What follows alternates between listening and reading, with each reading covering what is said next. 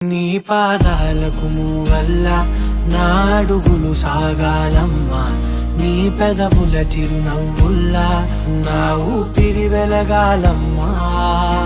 నిరంతరం నీ చంటి పాపల్లే ఉండాలి నేనన్నాళ్ళకి, నిన్ను దిలెంతగా ఎదగాలనుకోనే అమ్మా. అణువణువణు నీ కొలువే అమ్మా, ఎదసడిలో శృతిలయలు నువ్వే అమ్మా.